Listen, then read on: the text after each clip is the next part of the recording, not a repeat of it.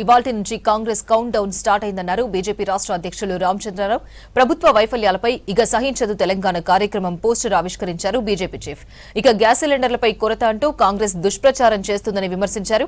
కొండగట్టులో BJP ప్రతినిధులతో కలిసి మొక్కులు చెల్లించుకున్నారు కేంద్ర మంత్రి బండి సంజయ్. కరీంనగర్ నుంచి పాదయాత్రగా వెళ్లి అంజన్నకు పూజలు చేసి మొక్కులు చెల్లించుకున్నారు.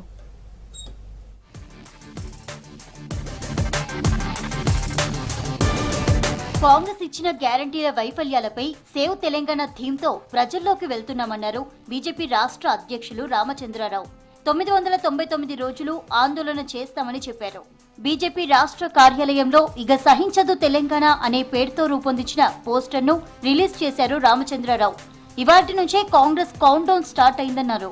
ఈ 999 రోజులు ఈ రోజు నుంచి భారతీయ జనతా పార్టీ ఈ యొక్క తెలంగాణ ప్రభుత్వం కాంగ్రెస్ ప్రభుత్వం మీద మా ఒక బీజేపీ పోరుబాటని మేము మొదలు పెడుతున్నాం. రేపు 16వ తారీఖు నాడు జిల్లా కేంద్రాల్లో మండల కేంద్రాల్లో మార్చి 16న మేము విజ్ఞప్తి పత్రాలు ఇస్తాం. రాష్ట్రంలో గ్యాస్ సిలిండర్లపై కాంగ్రెస్ కావాలనే దుష్ప్రచారం చేస్తోందన్నారు రామచంద్రరావు. కాంగ్రెస్ బాధ్యత లేకుండా వ్యవహరిస్తోందని ఆరోపించారు. కావాలని కొందరు కృత్రిమ కొరత సృష్టిస్తున్నారన్నారు. బీజేపీ పాలిత ప్రాంతాల్లో ఎక్కడ కూడా గ్యాస్ కొరత లేదన్నారు. కాంగ్రెస్ పాలిత ప్రాంతాల్లోనే గ్యాస్ కొరత సృష్టిస్తున్నారని మండిపడ్డారు బీజేపీ రాష్ట్ర అధ్యక్షుడు.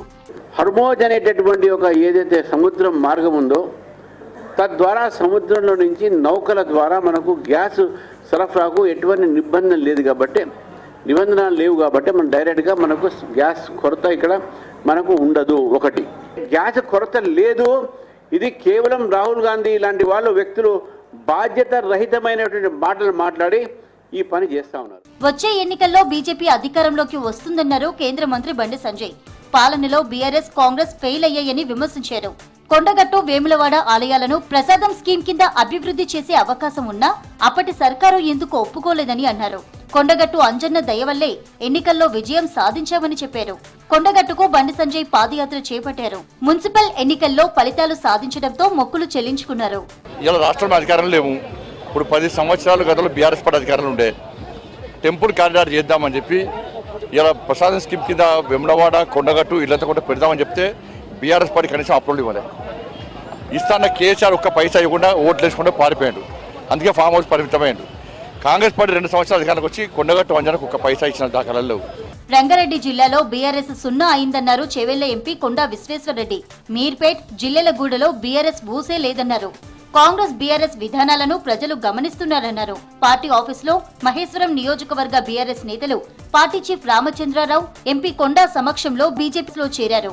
జీహెచ్ఎంసీతో పాటు రానున్న అసెంబ్లీ ఎన్నికల్లో బీజేపీ అధికారంలోకి వస్తుందన్నారు విశ్వేశ్వరరెడ్డి. సంతోషము ఏంటంటే టీఆర్ఎస్ పార్టీ బీఆర్ఎస్ పార్టీ మొత్తము మీర్పేట్ జిల్లెలగూడ డివిజన్లల్లా మొత్తం 0 అయిపోయింది. మొత్తం మొన్ననే కొంతమంది సగం మంది జాయిన్ అయ్యింది. ఇంకో సగం ఈ రోజు జాయిన్ అవుతుండ్రు. చాలా సంతోషం. ఇక సహించదు తెలంగాణ కార్యక్రమం కింద వివిధ స్థాయిలో ఆందోళనలు చేపట్టనుంది బీజేపీ.